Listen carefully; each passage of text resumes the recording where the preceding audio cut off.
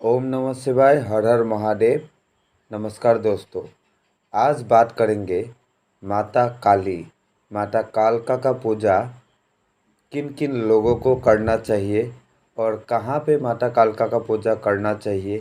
खासकर घर में माता कालका का पूजा हम लोगों को करनी चाहिए या नहीं चाहिए। घर में पूजा करने से कोई दिक्कतों का सामना हम लोगों को करना पड़ सकता है कभी, या ये सब ऐसे ही बोलने वालने का बात है। ठीक है, ये सब के ऊपर आज डिस्कशन करेंगे। और डिस्कशन करेंगे माता, एक्चुअली में माता का जो रूप है उस रूप को कोई लोग कैसे वर्णन करते हैं और कोई लोग कैसे वर्णन करता है। ठीक है, इस रूप के विषय में पहले बोल देते हैं कि जो इंसान का नज़रिया होता है, जैसे इंसान का नज़रिया, जैसे इंसान का मन, उसी तरीके से इंसान को माता का रूप दिखेगा। अगर इंसान कपटी है तो इंसान को माता का रूप, अत्यंत उग्र रूप में माता उनको दर्शन देंगी, माता उनके सामने आएगी। अगर इंसान थोड़ा तामसिक इंसान है तो भी इंसान को अत्यंत उग्र रूप में माता का दर्शन होगा। अगर तामसिक रूप से माता का साधना किया जाए तो भी जो दर्शन होने वाला रूप होगा माता का, वो उग्र रूप होगा। ठीक है, और अगर माता को आप लोग सात्विक रूप से पूजोगे, सात्विक विधि से पूजोगे, सात्विक विधि से माता का आवाहन करोगे तो माता आपको सात्विक रूप में बिल्कुल आपके माता के रूप में ही मिलेगी। ठीक है, दरअसल माता कालिका का जो ये रूप है, ये रूप है पार्वती का, माता पार्वती का, माता अम्बे का ही एक रूप है। लेकिन सबसे जो उग्र रूप है माता का, गुस्सैल जो रूप है, वही रूप है माता कालका का रूप। इसीलिए लोग क्या होते हैं, माता से हमेशा खौफ खाते हैं, भय लोगों को लगता है माता से कि माता का रूप ही देखने में माता इतना उग्र है, देखने में इतना विकराल है माता, तो हम लोग माता के पूजा कैसे करें। माता से इंसान डरते हैं, लेकिन माता से एक्चुअली डरने का ज़रूरत है नहीं। माता उग्र है, माता भयंकर है, माता विकराल है, लेकिन किसके लिए है? दुष्टों के लिए है। ठीक है, अपने साधक के लिए माता हमेशा अपने माता की तरह ही है। वो साधक को हमेशा खुद के बच्चे की तरह ही देखती है। ठीक है, और साधक के लिए कुछ भी करने को तत्पर रहती है। वो है हमारा काली माता।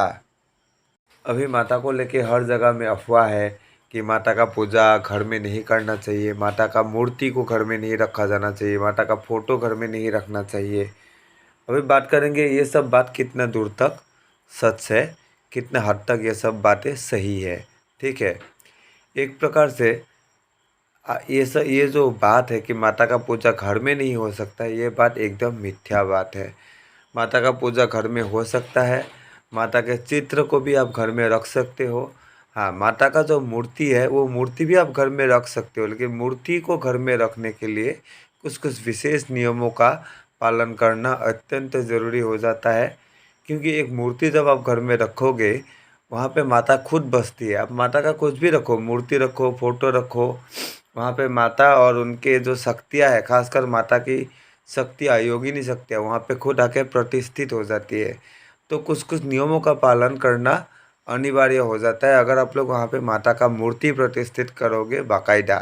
ठीक है, लेकिन अगर आप लोग फोटो प्रतिष्ठित करोगे और नॉर्मली वहाँ पे आप लोग पूजा पाठ करोगे तो भी वैसे भी माता बहुत संतुष्ट होती है आप लोगों के ऊपर, और माता का हमेशा कृपा आप लोगों को मिलेगा।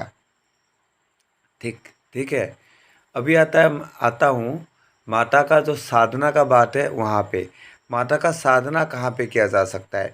माता का साधना आप कोई भी शिवालय में बैठ के कर सकते हो।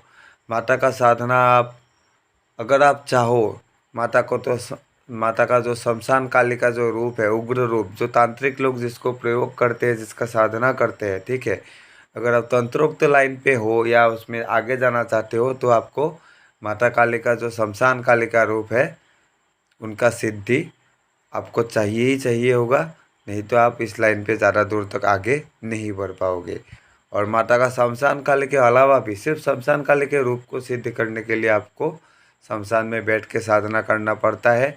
बाकी रूपों को माता का सिद्ध करने के लिए आप कोई भी शिवालय में बैठ के माता का जाप कर सकते हो मंत्र का, और कोई भी आप माता का ही मंदिर में बैठ के माता का मंत्र का जाप कर सकते हो। और नहीं तो घर में आप माता का फोटो वगैरह प्रतिष्ठित करके कोई एकांत रूम पे, आपका एकांत कमरे कमरे में सही विधि विधान के जरिए आप माता का मंत्र का जाप करते हुए आप माता का साधना कर सकते हो। ठीक है। अगर आपको विनियोग मंत्र वगैरह कुछ भी नहीं आता है, विनियोग नहीं आता है आपको, आपको प्राणायाम करने के लिए नहीं आता है, आपको दूसरा कुछ भी नियम नहीं आता है, ठीक है, सिर्फ आपको जाप करने के लिए आता है, वैसे भी आप माता का जाप कर सकते हो। उसी से माता संतुष्ट होती है, क्योंकि माता महाशक्ति है। सिर्फ अकेले माता बोल के नहीं, आप महादेव का भी उसी तरीके से आप लोग जाप कर सकते हो या साधना कर सकते हो, बिना विनियोग का, बिना संकल्प के, बिना कुछ का भी आप लोग ये दो महाशक्तियों का साधना कर सकते हो, मेरे महादेव और मेरे माता काली का। फिर भी आप लोगों को क्या होगा, महादेव और माता काली का जो है कृपा आप लोगों को प्राप्ति हो जाएगा। ठीक है। अभी माता काली का कृपा प्राप्ति कर लेने से आप लोगों को क्या होगा, आप लोगों का ज़िंदगी में परिवर्तन, थोड़ा उसके बारे में बोल देता हूँ। माता का कृपा प्राप्त करने से आपके ज़िंदगी में परिवर्तन होगा इस तरीके का, अगर आप लोग एकदम आप लोगों का दुर्भाग्य से आप लोग घिरे हुए हो, ठीक है, तो आपका वो दुर्भाग्य जो है वो टल जाएगा। शत्रु आप पर बार बार प्रयोग कर रहे हैं, आप पर बार बार प्रहार कर रहे हैं, कोई किसी तरीके से भी क्यों ना हो, वो आपको सामने सामने आके शारीरिक तरीके से हो, आप जहाँ पे काम करते हो वहाँ पे आपका कर्म स्थान पे नुकसान पहुँच सके हो, आपके कर्म की जगह में नुकसान पहुँच सके हो, या आप पे तंत्र प्रयोग करके हो, ठीक है, जिस भी तरीके से शत्रु आपको नुकसान पहुँचाने की कोशिश कर रहे हैं इतने दिनों से, या आपके बहुत अगर शत्रुओं से आप घिरे हुए हो, तो माता काली का कृपा से क्या होगा, आपका शत्रुओं का स्तंभन होना शुरू हो जाएगा। मतलब शत्रुता करने के लिए उन लोगों का दिमाग में बुद्धि नहीं आएगा। ठीक है। और माता का साधना करने से आपको खासकर माता के कोई ना कोई योगिनी, ठीक है, कोई ना कोई योगिनी का स्पष्ट कृपा, एकदम प्रत्यक्ष कृपा आपको प्राप्त हो जाता है, सिर्फ ओनली माता का साधना करने से। क्योंकि 67 योगिनी जो है तंत्र की महाशक्तियाँ जिनको माना जाता है, वो 67 योगिनी माता का ही गणिका है, अर्थात माता का ही अनुचारिणी है, माता के ही नीचे चलती है और माता के साथ चलती है। तो उन 67 योगिनियों में से कोई एक योगिनी का प्रत्यक्ष कृपा आपको प्राप्त हो जाता है, अगर आप लंबे समय से या लंबे समय तक माता काली का आप लोग सेवा करो, माता काली का साधना करो तब। और क्या होता है, एक प्रकार का अदृश्य रक्षा कवच माता काली का साधक का चारों ओर अपने आप तैयार हो जाता है। ऊर्जा का एक ऐसा रक्षा कवच होता है जिसे भेद करने के लिए कोई भी तंत्र शक्ति का क्षमता नहीं है, कोई भी तांत्रिक उसे उस कवच को भेद करके उस साधक पे तंत्र का प्रयोग नहीं कर सकता है। ठीक है। वो साधक जहाँ पे जाके खड़ा हो जाएगा, वहाँ पे कोई भी ऊपरी, कोई भी बाहरी चीज़, कोई भी निगेटिव एनर्जी वो जगह पे टिक नहीं सकता है। उन लोगों को अपने आप वहाँ से भाग जाना होगा। अगर आपको माता का कृपा, माता का कोई भी योगिनी का, जैसे मैं बोल रहा हूँ वैसे अगर प्रत्यक्ष कृपा आप लोगों को प्राप्त हो गया तो ठीक है। मैं इसके आगे वाले एक वीडियो में माता काली का जो है साधना का विधान, विधि विधान और मंत्र डाल दूंगा। ठीक है। आज सिर्फ मैं ये संकोच दूर कर रहा हूँ, लोगों के मन से संकोच दूर करना चाहता हूँ कि माता काली जो है उनका साधना किया जा सकता है। उनका साधना करने से बहुत लाभ साधक को मिलता है। इनफैक्ट माता काली का जो पूजा है वो घर में भी किया जा सकता है। माता का कृपा आप कहीं पे भी पूजा करके प्राप्त कर सकते हो। ठीक है। अभी आता है माता का जो भोग है, वो भोग के बारे में थोड़ा बोल देता हूँ। माता आपका किसी भी तरीके का भोग माता एक्सेप्ट करती है। आप माता को सात्विक भोग भी लगा सकती हो। ठीक है। सात्विक भोग में भी माता खुश है। अगर आप माता को तामसिक रूप से तंत्रोक्त तरीके के लिए प्रयोग करना चाहते हो तो माता को आप तामसिक भोग चढ़ा के आप अपना काम ले सकते हो। विधि के साथ वो भोग चढ़ाना होता है, जैसे कि तांत्रिक चढ़ाते हैं। आज वो सब डिस्कस नहीं करेंगे। आज सिर्फ मैं तरीका बोल रहा हूँ कैसे माता को प्राप्त किया जा सकता है। माता के दोनों ही रूप को आप लोग प्राप्त कर सकते हो। तामसिक रूप को भी आप लोग प्राप्त कर सकते हो, उनकी सेवा, उनका कृपा भी आप लोग प्राप्त कर सकते हो उनकी सेवा करके। और माता का जो सात्विक रूप है उस रूप का भी आप लोग कृपा प्राप्त कर सकते हो। और दोनों ही रूप आपका जो शक्ति है दोनों ही रूपों का सेम है। दोनों ही रूप सिद्ध होने से साधक को, मैंने जितना सारा लाभ बोला है वीडियो में, सारा लाभ साधक को मिलता है। ठीक है, सिर्फ तामसिक माता को जिस जो भी सिद्ध करते हैं उसका विधान थोड़ा टफ है। उसका विधान के लिए थोड़ा, उसका जो साधना का विधि है वो थोड़ा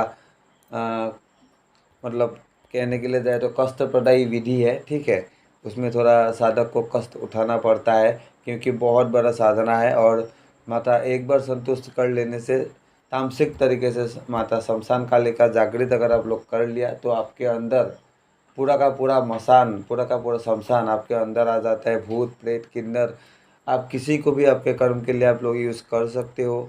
ठीक है, बेताल वगैरह वगैरह, ब्रह्म राक्षस, आप किसी भी शमशान के चीज़ को आप अपने कार्य में लगा सकते हो अगर आप लोग माता शमशान कालिका साधना कर लेते हो। तो इसीलिए ये साधना का जो विधि विधान है ये थोड़ा उग्र है, थोड़ा कष्टप्रदायी है और इसे शमशान में करना पड़ता है। मेरा व्हाट्सएप का नंबर मैं वीडियो का जो डिस्क्रिप्शन है वहाँ पे दे देता हूँ, और जो वीडियो का स्क्रीन होता है वहाँ पे भी रहता है। आप लोगों को अगर दोनों ही तरीके का माता का साधना चाहिए, सात्विक हो या तामसिक हो, दोनों ही तरीके का साधना का विधि विधान मैं देता हूँ। उसका एक चार्ज है, और विधि विधान के साथ आप लोगों को प्रॉपर मार्गदर्शन प्लस गुरु दीक्षा भी प्रदान कर दिया जाता है गुरु मंत्र के साथ। इसीलिए ये चार्ज लिया जाता है, और ये एक बार ही लिया जाता है दक्षिणा, और उसके बाद आपको ये इसका विधि विधान प्रदान कर दिया जाता है। और साधना के दौरान आपको फुल मार्गदर्शन भी प्रदान कर दिया जाता है। वो कोई भी साधना क्यों ना हो, अगर आप मसान कालिका करना चाहते हो, और अर्थात शमशान कालिका करना चाहते हो, सात्विक कालिका करना चाहते हो, और मेरा दूसरा वीडियोस में भी जो जो सिद्धि शक्तियों के बारे में मैं वीडियो डालता हूँ उसमें से आप कोई भी साधना करना चाहते हो, मेरा नंबर रहता है व्हाट्सएप का वीडियो का स्क्रीन पे, वहाँ पे आप लोग कांटेक्ट कर सकते हो। लेकिन वही बात है, वो सब फ्री नहीं है, उसके लिए एक छोटा सा शुल्क मैं आप लोगों से लेता हूँ। और वो शुल्क में अनाथों के लिए प्रयोग में लाता हूँ, जो गरीब बच्चे हैं उन लोगों का भला करने के लिए प्रयोग में लाता हूँ। ठीक है, कहीं पे भंडारे होता है वहाँ पे प्रयोग में लाता हूँ। इसी तरीके से मैं आपके द्वारा जो पैसा मुझे मिलता है दक्षिणा के रूप से, मैं उसे खर्च करता हूँ। और मैं एक फ़िलहाल जो है एक मठ बनाने का मैं यहाँ पे प्रिपरेशन कर रहा हूँ।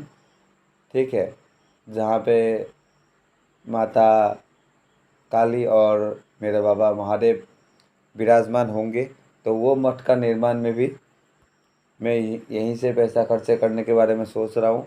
और उसके बारे में मैं अभी इस वीडियो में डिस्कस नहीं करूँगा क्योंकि अभी वो प्लान मेरा चल ही रहा है फ़िलहाल तक। ठीक है, मैंने सिर्फ ब्लूप्रिंट बनाया है वो भी अपने मन में। अभी मैं इसका बाकी प्रोसीड्यूर आगे नहीं बढ़ाया हूँ, पहले मैं कानूनी प्रोसीड्यूर कर लेता हूँ, उसके बाद मैं आप लोगों के लिए एक प्रॉपर वीडियो लेके आऊँगा उस विषय में मैं क्या बना रहा हूँ, किस टाइप का मठ, किस टाइप का आश्रम में निर्माण करने वाला हूँ, जहाँ पे मेरे साधक गण आके रह भी सकेगा और वहाँ पे बैठ के साधना भी कर सकेगा।